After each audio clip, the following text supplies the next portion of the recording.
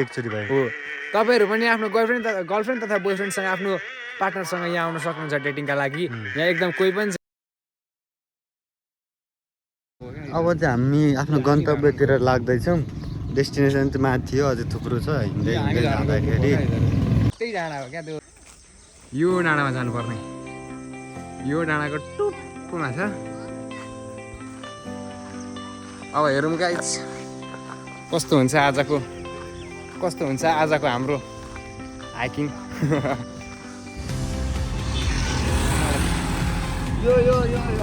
Hello guys अहिले चाहिँ हामी बुढी खोला पुलमा आइपुग्यौँ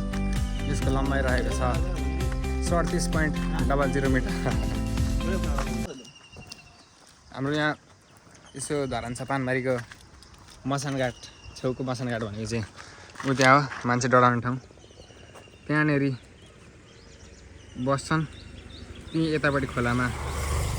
यो साइडतिर मान्छे डराउँछन् केटाहरू ठुलो भयो अब सानो थिए अहिले अब सँगै घुम्न जाने भनिसके पानबारा स्कुल डाँडाबाट सिधै रोड नछोडिकन आउनु होला अनि यहाँनिर आएपछि चाहिँ बाटो छुट्टिन्छ होइन एउटा चाहिँ केराबारी जाने एउटा चाहिँ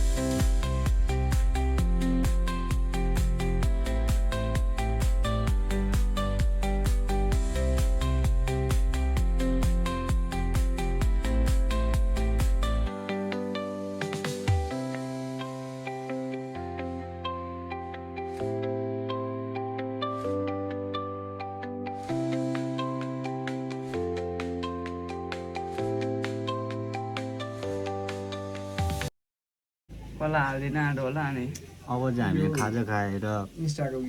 माथितिर जानेछौँ होइन भोकले क्याप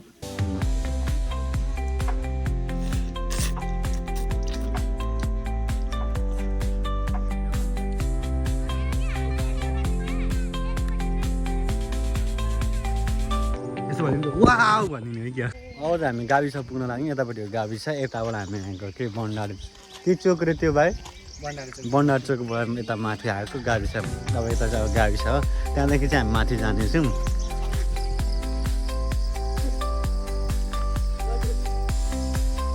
भ्युज गाइस भ्यू के भन्न चाहन्छु भनिदिएको एकचोटि केही भन्दैन बाटो त अब ठाडो छ नि अन्त अब म लास्टै उकालो छ राइट हेर बाटो पनि गाडी पनि माथि तान्दैन होला हौ यो त यो हो नि त होइन भ्यू हेर्ने हो त गाइज अब यस्तो यो तल अब डरै लाग्छ त खुट्टा सार्न पनि डरै लाग्दछ त हेर नि यस्तो अग्लो केही छैन बिरालो आम्मा यहाँ झऱ्यो भने त सिधै तल पो पुग्यो तल होइन सिधै माथि पुगिन्छ मोए भएको छ यहाँ आएर होइन त्यत्रो भ्यू हिँड्न हेरेर भनेर 6 घन्टा हिँडेर आयौँ यहाँ आएर हेर्दा हुसेले स्यापै प्रकृतिले सुत्दा हामीलाई मोए गरिसक्यो मोए गर्दैन एकचोटि लडिकन होइन 6 बजी उठेर हिँडेको चाहिँ यही ठाउँको लागि हो तर यो छ नि यतापट्टिको यो बादलहरू यतापट्टिको बादलपट्टिबाट चाहिँ देखिन्छ क्या पुरै धरान होइन धरान पानबारा धरान पुरै देखिन्छ अनि यतापट्टि केराबारीदेखि लिएर तलतिर पुरै सबै देखिन्छ क्या त्यही हेर्नु भनेर चाहिँ उहाँदेखि आयो जस त्यो पनि हो तर घुम्नु भनेर पनि आएको हो तर यहाँ आएर चाहिँ के भइदियो भन्दाखेरि हुस्सेले पुरै गिदी गर्यो थोरै अनि सोच्नु चाहिँ मैले के सोचिरहेको थिएँ नि माथि डाँडा होला यसो बस्ने ठाउँहरू बनाएको होला पार्कहरू होला अनि यसो बस्ने रमाइलो गर्ने अहिले त ठिक्क छ नि त मौसम के लेखेको छ पुरा कालोमा बनाइकन होइन अब यो चाहिँ पकाएर खाने ठाउँ रहेछ यहाँ होइन दाउरा पनि यही रहेछ दाउरा त जङ्गलै भएछ पुरै के हो यो सागरहरू के हो यो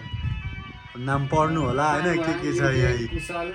दिवस निमेश आम्मा अर्को डेन्जर लेखिरहेको छ के लेखिरहेको छ ए त्यता पनि न मनिष नेपाली हो नि त बाम हुन्छ फेरि यहाँ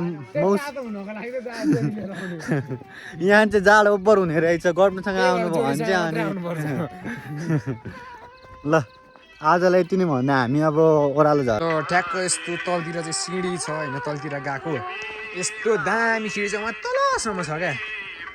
अब हेरौँ कहाँसम्म पुगिन्छ यो सिँढीले हामीलाई कहाँसम्म पुर्याउँछ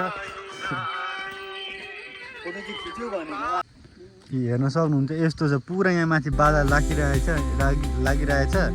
अनि ऊ त्यहाँ जुन मेन ठाउँ छ फोटो खिच्ने ठाउँ त्यो माथि यो एरियाको ठाउँ छ। यहाँ चाहिँ जहिले हुसो लाग्ने रहेछ क्या, तलतिर अब खुल्ला यस्तो खुल्ला हुँदैछ, हल्का धमिलो चाहिँ देखिरहेछ। अब जति तल झर्दैको त्यति देखिरहेछ। यही हो क्या भ्यू चाहिँ, अब अझ दामी देखिन्छ अलिक राम्रो क्लियर भएको बेलामा।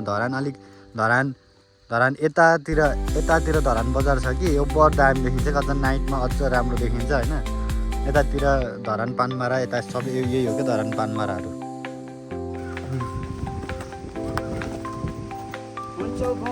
आजको यात्रा यस्तो हुँदैछ, खोलै हेडो यस्तो छ ठाउँ।